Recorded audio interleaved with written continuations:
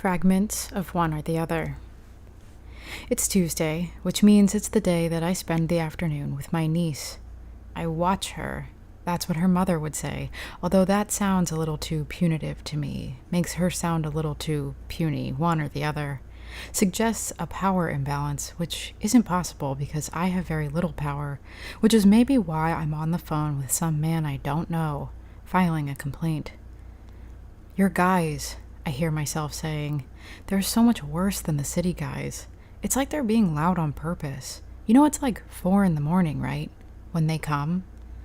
I'm talking about dumpsters, about trash collection, because at some point the 3 dumpsters lined up like ducklings in the alley across the street quietly became the property of someone named Big Bob. No more municipal blue, but gaudy black and yellow, and with the new colors came new noise. Earth-shattering noise, impossible to sleep through. About a week after Big Bob's dumpsters moved in, one of them caught fire. It was probably not an act of rebellion against Big Bob's big noise, but it should have been. "What do you want me to say?" says the man on the other end of the line. I mouth thank you to my server, Shandy, as she sets down my red plastic cup of cherry cola, no straw, lots of ice. She winks at me. "They're just using the equipment. The equipment is loud." I don't know how I landed here, or who it makes me. Once I was a girl who drank gin and tonics on an empty stomach and got driven home in cop cars. And before that, a girl who stole black nail polish from drugstores and wrote curse words on the kitchen walls with it. And before that, a girl who bit the boys who teased her sisters and shouted when she got in trouble for it. I think the only thing I still have in common with any of those girls is that most of the time I don't understand what I did wrong. "But the city people," I say to the man on the phone, "they have the same equipment, right? They weren't this loud. I mean, it sounds like buildings are being leveled. It sounds like the end of the world." I take a sip of the cola, the ice electrifying every nerve in my front teeth. They're sensitive, bad enamel, but we, the conscious folks, aren't using straws anymore. "Ma'am," says the man. He's trying not to sound exasperated, but I hear it. I never know what's appropriate, not when it comes to defending myself. A therapist told me once that it was because of my sisters, because it was important to our pecking order that I accept suffering gladly. That was the word she had used. "Never mind," I say, "just tell them to try to be more quiet, thanks." The niece that's coming to meet me is the middle one, old enough to ride city buses by herself, but not yet old enough to let herself into an empty apartment, at least not by today's standards. Her name is Maribel. All the girls in my family have "ma" names. Marceline, Mary Beth, Mandy. I am plain old Madison, and the little ones, who really aren't that little anymore, call me Auntie Mads. Maybe that's why not one of them seemed afraid after I had my stay at inpatient last year. Auntie Mads is, as far as fairy tales and jump rope rhymes go, sort of meant for the madhouse. "Hey, Shandy," I croon. A certain type of older woman always makes me flirtatious. "What pies do we have on deck today?" I keep one eye on the door while Shandy talks Boston cream and apple cinnamon and peach, every last one sugary enough to coat your teeth in fuzz. Maribel rounds the corner on the last syllable of key lime and blows through the door like an off-leash puppy. At 12, she is like that, limbs and breathlessness and ideas. I wave her down. "Pie?" I ask her. "What kind?" she says, stripping her coat from her arms so the sleeves turn inside out. Shandy goes through the entire list again, patient and exhaustible from years of past-the-counter service. Maribel orders a slice of Boston cream, so I get the apple with ice cream on the side. I've thought of a roster of questions to ask Maribel, questions that aren't about school. Auntie Mads isn't boring like that, doesn't put kids in boxes and hold down the lid until they suffocate. I pop 2 ceremonial quarters into the tabletop jukebox, select Dreamboat Annie by heart. "What art projects are you working on right now?" I ask, because Maribel has been lucky enough to draw the creative stick in her litter of sisters, and because she never requires any conversational priming. In lieu of an answer, Maribel takes out her phone, a 6 generations behind iPhone with small fissures lining one edge. It probably used to belong to Machen, who is my oldest sister and Maribel's mother. She talks frequently about how she wants her daughters to understand the value of $1 because no one ever taught us, and she had to learn the hard way, paying off a wedding loan long after the divorce papers were filed. Eventually, the phone screen will shed tiny glass splinters that stick to Maribel's fingertips, and what will that teach her? That sacrifice has no limits? The photo she shows me is of a collage that looks big as a house and is all shreds of blue.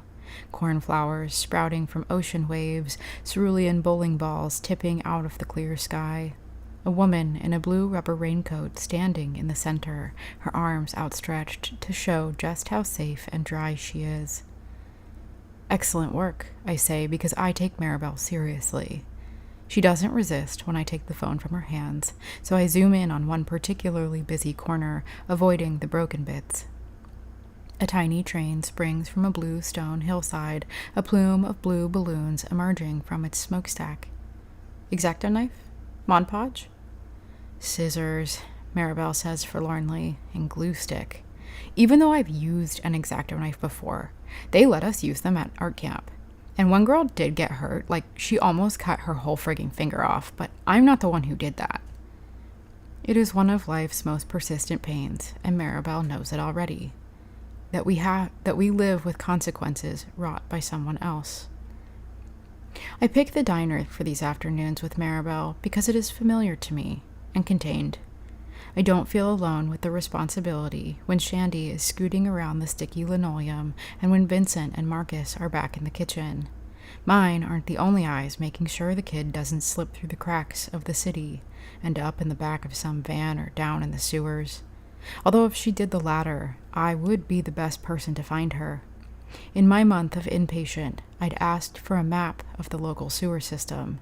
Because it wasn't just an insurance-based operation, we were really paying a lot of money for my care. They obliged. I had a theory then that mold growth was creating vibrations underground, that the vibrations were the reason why you might feel good one moment and then turn the corner and feel bad. I thought I could prove it if I just memorized the layout of the sewers, and the basic layout is still imprinted on my brain. Maribel picks the next song, Hungry Heart, by Bruce Springsteen, and I nod approvingly. Did you know that everything is about algorithms now? Maribel asks, because I don't need conversational priming either. Everything you see is related to everything you've seen. I say. Our pie arrives and my ice cream is already sliding around on the plate, souping up the crust.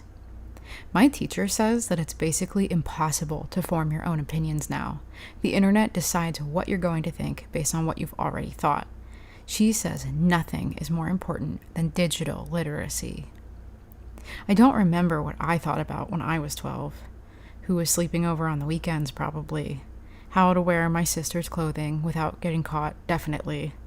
As I got older, my thoughts would turn almost exclusively to love. Who would give it? How to make them?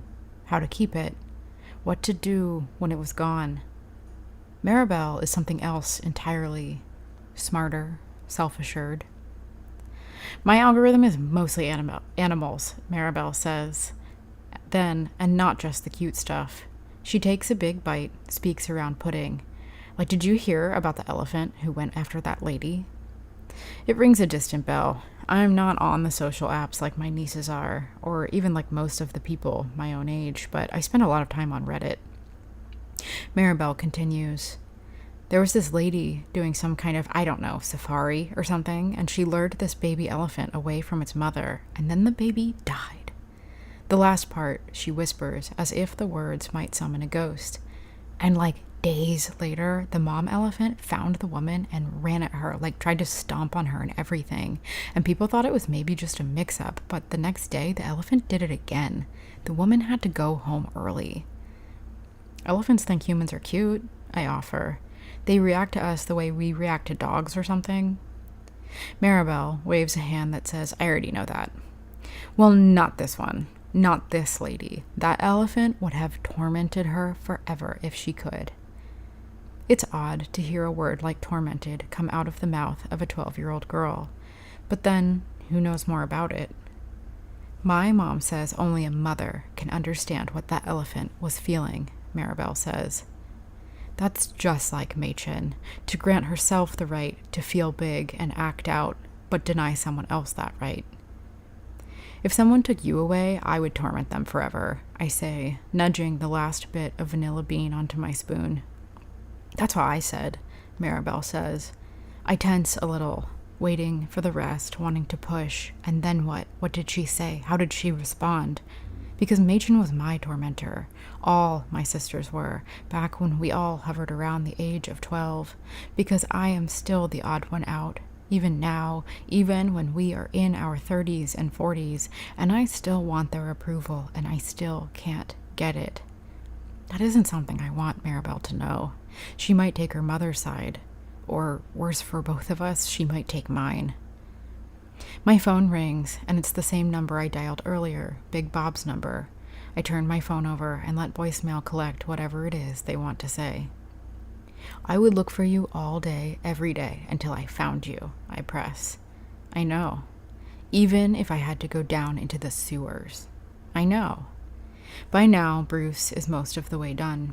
I dump more quarters out of the little change purse I carry around, the black leather one that used to be my grandfather's.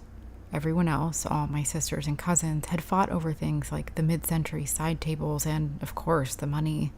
They'd acted like it was some kind of sickness, that all I wanted was something they'd have happily thrown away, because we all knew that's why I wanted it. My whole life, I offered up the scruff of my neck to their teeth. I slide 2 quarters over to Maribel, and she picks one up, turning it over to examine the tail side. Vermont, she says. What year? I ask. She squints. 1992. You were 3? And somehow now I am 35, old enough to have a before personality and a slow, stiff, groaning new one. A me then, me now contrast. I look at Maribel, her thick curls frizzy from hapless brushing, a little striation of pimples along her cheek, her teeth gapped charmingly in the middle. I wonder which one she thinks I am. Me then or me now, and which one I'd prefer she thought I was. Me then was cooler, freer, until she was placed in the care of the state, and then she was just about as unfree as a person could be.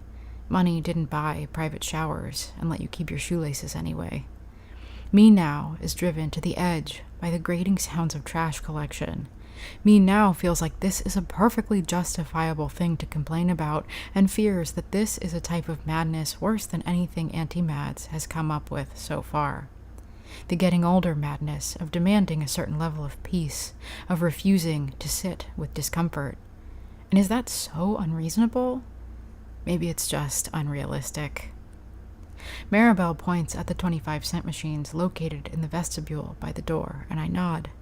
I watch, twisting my whole spine, as she crosses the diner and tucks a quarter into the slot, cranking the dial until it stops, unyielding, just short of the mechanism that deposits the plastic ball into the collection drawer.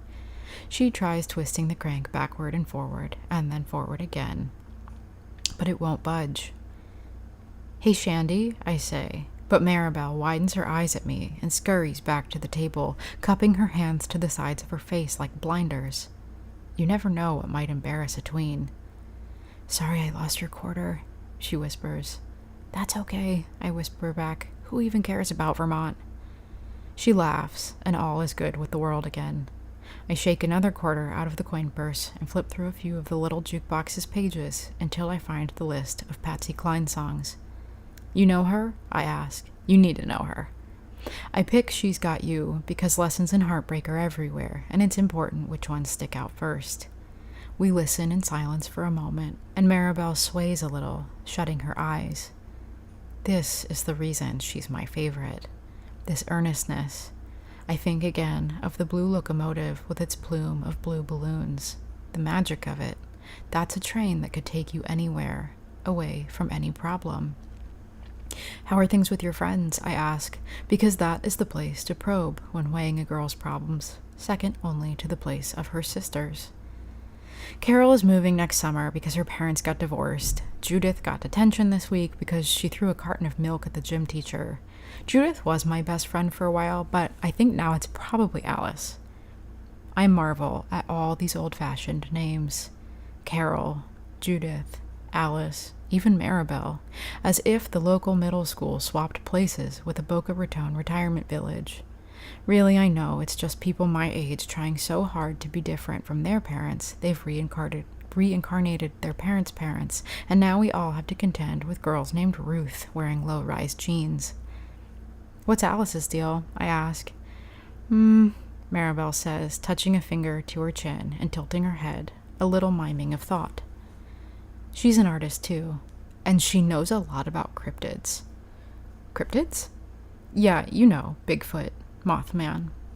Maribel retracts her hands into claws, bares her teeth, making herself into an odd little monster. I feel proud, which is another thing about getting older. You start marveling at the personalities developing in the kids around you. Convince yourself that all the best parts are some gift you've given them. The door opens, and a man in a dirty-looking suit walks in. He takes a seat at the counter, hunching into himself like a gargoyle, then casts his eyes back to stare at the two of us. I sit up straight and set my jaw, assuming the position of the grown-up woman I'm technically supposed to be. He smirks and turns back around. Do you have a favorite cryptid? I ask, distracted. My eyes flick from Maribel to the man and back again. She follows my gaze, and I can see in the way her body shifts that she understands this man is a threat, even if she doesn't understand why. My phone buzzes and I turn it over, scanning the preview of a text message. Hello, this is Stacy from Big Bob's Garage Disposal. It has been brought to my attention that you have been dissatisfied with our service. I like the aquatic ones, Maribel is saying. Nessie is an obvious classic, but she's more majestic. The scariest one, I think, is Megalodon. Mega what? I ask, deleting the text without reading the rest. The man at the counter is placing his order with Vincent, who has a look on his face like he's smelling something bad. Megalodon, Maribel repeats. She's fidgeting now, leaning one way and then the other, sitting on her hands and then pulling them back out. It's my fault, this restlessness, because I'm listening but not really listening. It's a betrayal, asking Maribel to share with me and then treating her words like they're inconsequential. It's a bad adult thing to do, but I have to keep my eye on this man because letting him get to her would be even worse. Maribel says something about a giant shark, while Vincent continues talking to the man. I try to read the words reflected in Vincent's face to see if the man is talking about us, saying he might approach us, reach out one of his sort of dirty hands and pick up the change purse on the table, address Maribel directly, call her something like sweetheart to test her tolerance. It's a problem I have, knowing when to panic. I seem to do it at all the wrong times, never the right ones. Vincent's eyes flit past the man and up towards mine. I'm sorry, Mare, I say, holding up a finger. Shandy, can I get the check? Are we leaving? Maribel asks, her eyes widening again and tick-tocking between her Auntie Mads and the man at the counter. Isn't this where Mom is picking me up? I can call her, I say. I'll tell her to meet us at the park instead. But that isn't where we'll be either. I just say it to throw the man off, so he won't know how to find us after we leave. I don't know, Maribel says, gathering her things anyway. I mean, Mom told me not to go anywhere else. But you're not going alone, I say, realizing that that is the whole point. She isn't going alone. She's going with me. Because Maribel and her sisters don't mind that Auntie Mads is mad, but they know it means something about what she is and isn't allowed to do. We'll be careful, I add, and something pings inside me. A specific type of sadness I never noticed when I was the person who still made mistakes, not the person who lived with them. Yeah, we'll be careful, Maribel says. She sounds like a kid auditioning to be a grown-up. She probably knows more than I realize about her mom and me, and her 3 other aunts as well. She probably tries to keep the peace between her own sisters, one older and one younger, using a voice just like this one, hoping they won't turn out like us, hoping that none of them turn out like me. She probably knows that I am the real reason she isn't allowed to use X-Acto knives too. If she is a reflection of me, it's of me as a lesson, me as what not to be. I take our check up to the register and pay in cash, urging Shandy to keep the rest even though it's nearly as much as the bill. Maybe it's too late for me to take control of my own life, but Shandy deserves a shot, or at least a manicure or a trip to the movies that she doesn't have to feel guilty about. The man watches the entire transaction, and behind Maribel's back, I flip him the bird. Real nice, he snarls, and I raise it higher, thrust it in his direction. Maribel tries to turn and see what he's talking about. I put my hand to the back of her head, steering her gently out the door. Out on the street, it's overbright and a little warm. I hold Maribel's backpack so she can take off the coat she'd put back on while we were still sitting in the booth, and then I take the coat too. She links an arm through mine, using her free hand to grip my bicep. I want to assure her that she doesn't have to hold on that way because I'm not a flight risk. I want to get down on her level and promise her that she doesn't have to be an adult yet, not for me, that it's my job to do the watching. But then, maybe that would rob her of something else. Maybe this is her chance to try something on, some role. The responsible one, the brave one. I will be safe for her. A wounded thing that needs care but doesn't teach her that caring means enduring pain. We walk, and I let her call her mother, watching her fingers glide over the unbroken part of her phone screen. We talk to Machen on speakerphone, both of us, reassuring her that we'll be fine, that we can handle the city streets for the next half hour, that we won't get lost or kidnapped.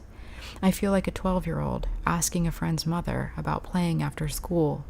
I feel like a grown-up silently promising my sister that I won't screw up her kid. For one moment, I am not fragments of one or the other. I am entirely both, and it is right.